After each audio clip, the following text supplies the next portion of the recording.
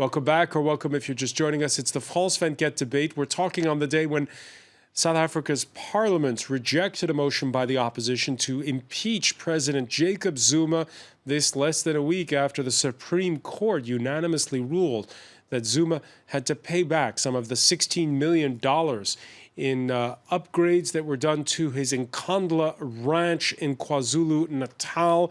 With us to talk about it, Raymond Suttner, formerly a member of the leadership of the African National Congress and of the South African Communist Party. Welcome back here in Johannesburg. Also with us, Thierry Vircoulon, the author of South Africa in the Times of Jacob Zuma, The End of the Rainbow Nation ? It's published in French by L'Harmattan. And DJ and music producer Mo Loudy is with us. I should say it, Mo Loudy, who records now on the Globalisto label. Yes, indeed. You have a new EP coming out. Before the break, we were talking about how Jacob Zuma is going to be hanging on. Turns out, and we've been talking about it in the news, that Zuma's name appears in the Panama Papers. Not the president himself, but his nephew, Kulubuze Zuma. His company used the law services law firm of Mossack Fonseca for an incorporation in the British Islands.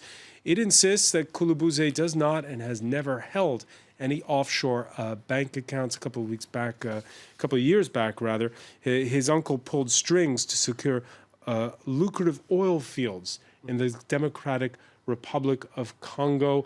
So there's several things that are going around, several scandals that have always revolved around Zuma, and yet we saw the ANC leadership solidly behind him. Yes, I think there is, the ANC is well known for its internal discipline.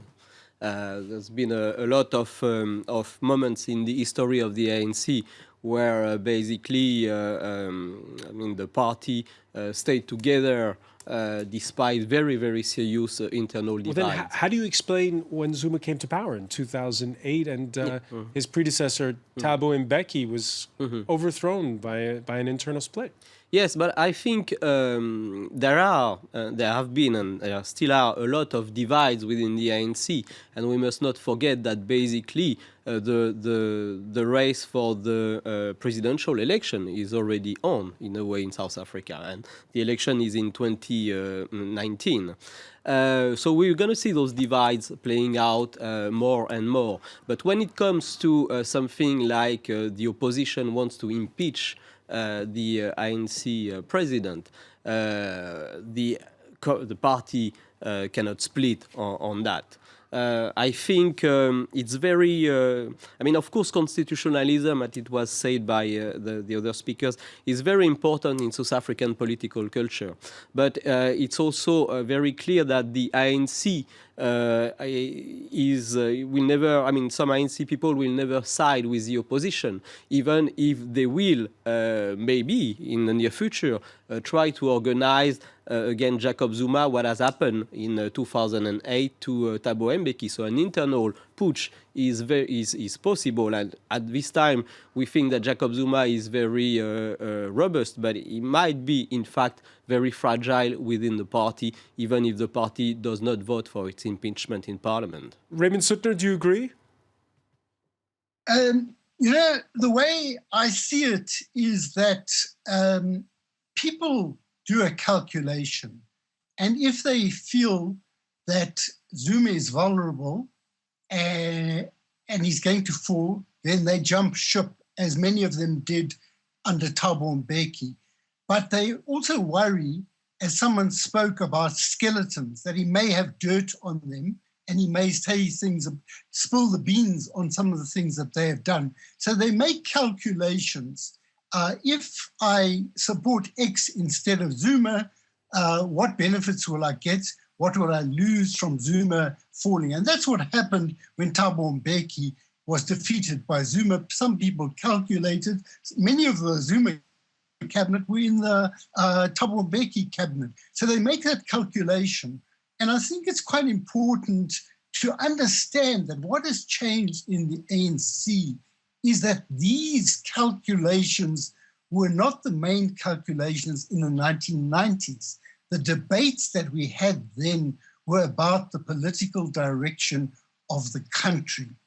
And if we want that to be revived, we've got to look, we've got to see elections as important, but we've also got to look to building social movements that will revive the values of the democratic South Africa and the hopes that we had in 1994, and not get fixated on who leads and who doesn't lead. I think it's very important, and we shouldn't have as the leader of the country a man who has the sort of record that Zuma has got. But we must also look to our own power as citizens, whether we are based in universities, health groups, church, faith-based groups, medical groups, etc., etc. I think we've got to look to an all-round way of building popular power in order to retrieve the democratic promise of South Africa. Mo Laude, we saw over the weekend there was the culture minister who was booed at an event. We all remember the booing at Mandela's funeral for Jacob Zuma. I think back then it was as well over the money spent on his ranch, and yet again he's if we listen to Thierry here, he's there till 2019.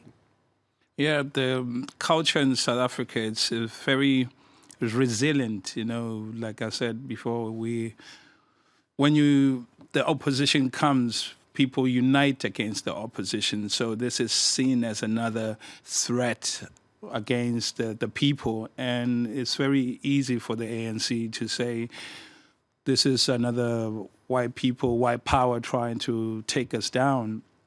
And so they will survive.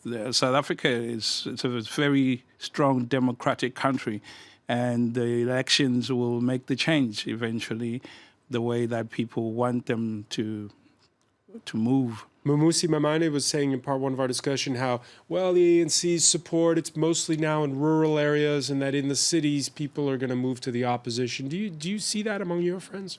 It's changing a lot with the rise of the EFF. You know, all of a sudden, there's people that would have not expected. The head of the former youth wing of the ANC, Julius Malema. Yes, I would have not expected a lot of people to be singing praises of the EFF. So they're mobilizing quite a huge youth force, and this is changing dramatically. So, and the ANC needs to be very careful because it's very traditional. It's the structure that we grew up with. Our parents were in there. So we need to have this young energy in the movement. So the ANC needs to be careful of that. Thierry Virculon, we saw in Parliament today, there was unity among the opposition, but the EFF, which is nationalist, not at all where the Democratic Alliance is coming from, at the end of the day, how much will they have in common with the rest of the opposition? Well, I don't think they will have much in common with the Democratic Alliance, definitely, because the EF is coming from the ANC and is the new generation. And I think there is now a clear generational change when you look at what is going on in South Africa.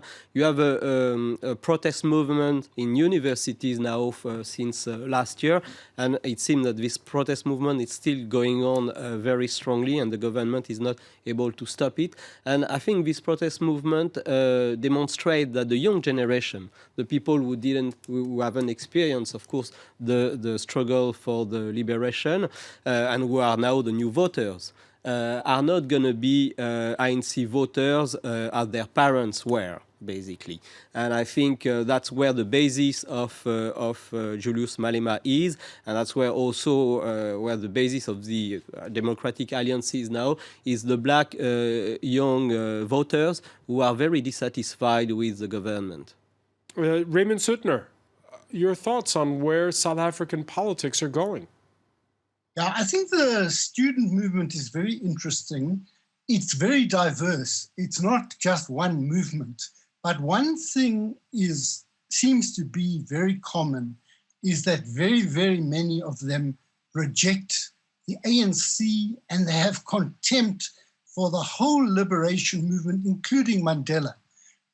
So that you've got the rise of a new generation who also are prepared to use violence in many cases, who see nothing wrong with the use of violence, and are in many cases using an anti-white discourse. So they're rejecting, it's not, some of them are EFF, but it's not only EFF people. In fact, the EFF is probably a minority amongst them, but they're rejecting some of the founding principles of the Constitution and of the democratic South Africa.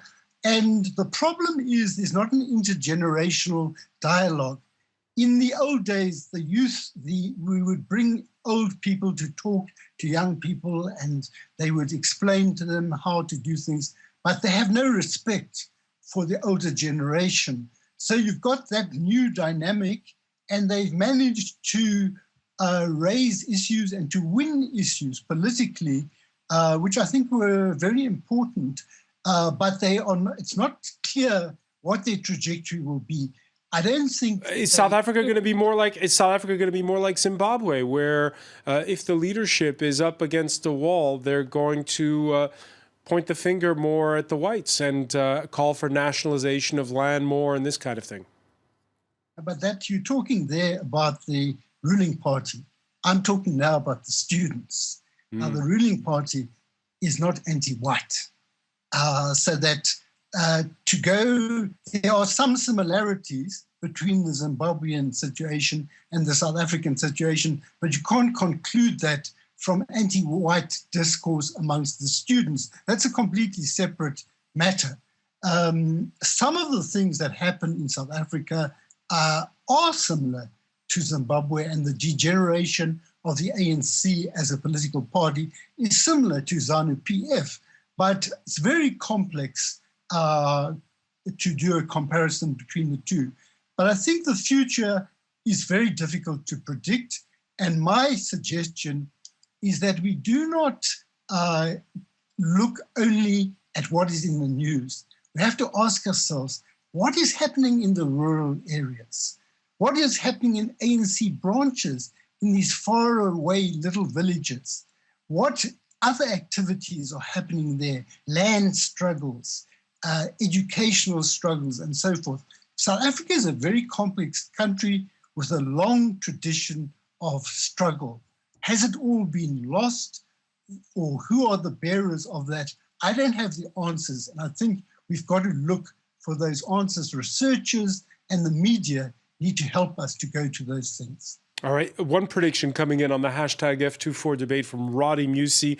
Zuma won't go anywhere. That's the way with African politics. Mo Laudi.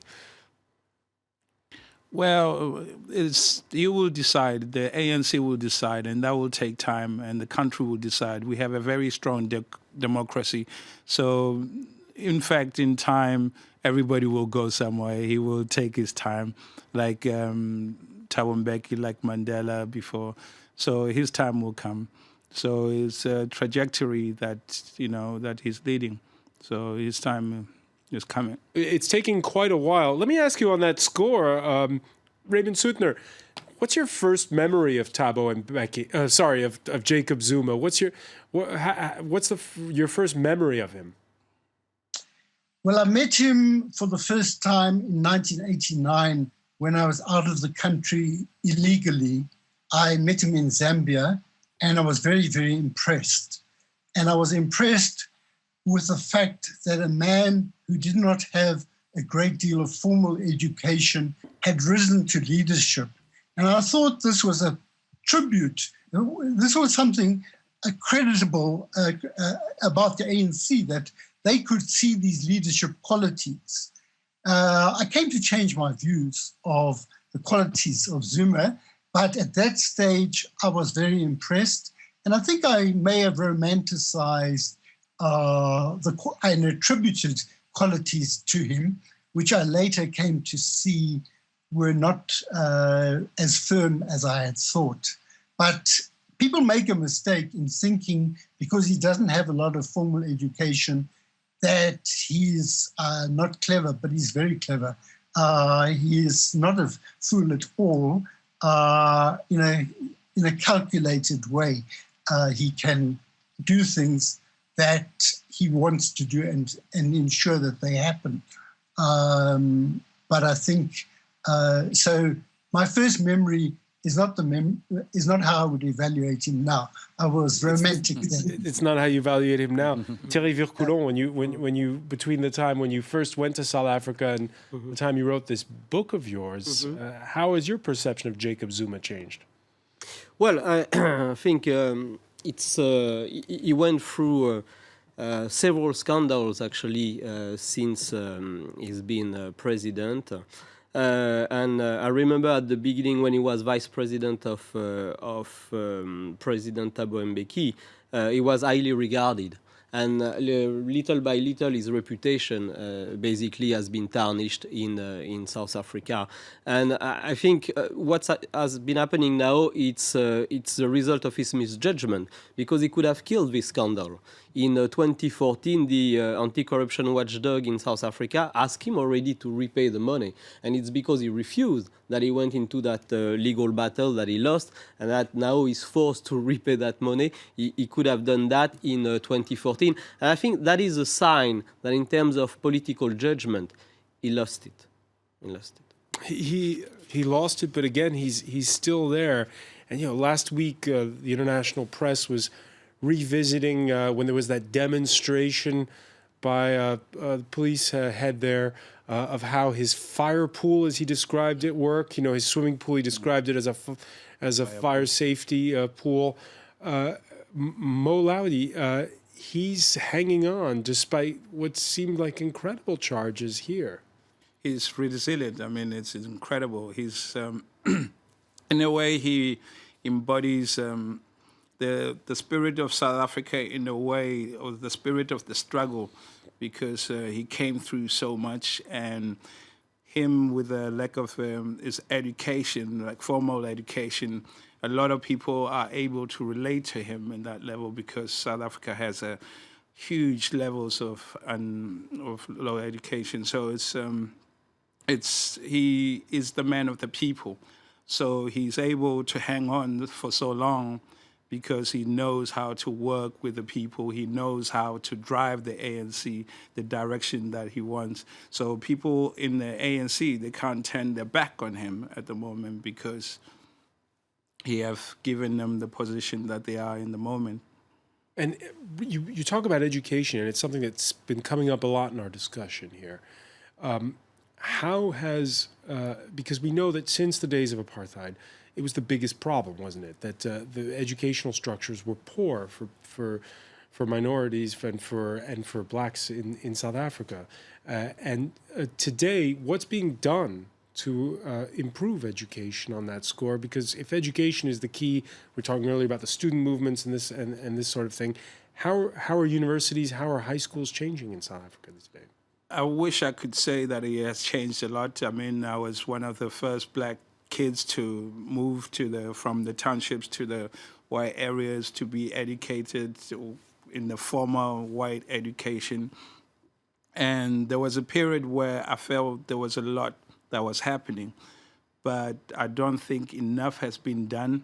Why? Yeah, education for a start, it could be free, like in most countries around Europe. And I don't understand why that is not such a big factor in South Africa. The education fees are so high for universities. You have to pay a fortune, and when your mother's a domestic worker, you can't afford those fees. It's incredible. Free education, something, Raymond Suitner, that is not possible in South Africa? I don't know the exact figures for everything, but what is clear is that budgets are not properly spent, textbooks are not delivered in schools, they're not toilets, they're not desks, and funds that are available are either misspent or fall prey to corruption, not in every case, but in very many cases, particularly in the rural areas. There have been a lot of scandals and court cases to get the government to provide these basic facilities. So that I think much more could have been achieved. The call for free education in terms of higher education is really a call for those who can't afford it to not be barred by virtue of their poverty, so that those who can afford to go to education should be paying, as I understand the demand. But there are very many people who have the qualification, have the capacity, but can't get in.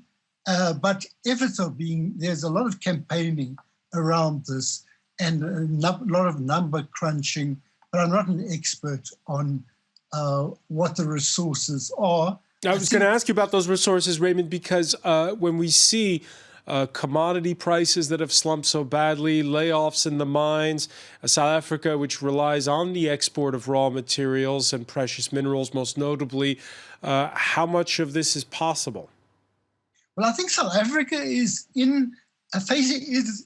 It may not be technically in a recession, as they say, 2 successive quarters of no growth, but it's in an economic crisis. The currency has more or less collapsed, lost 50% or 60% of its value since December. So food prices are rocketing.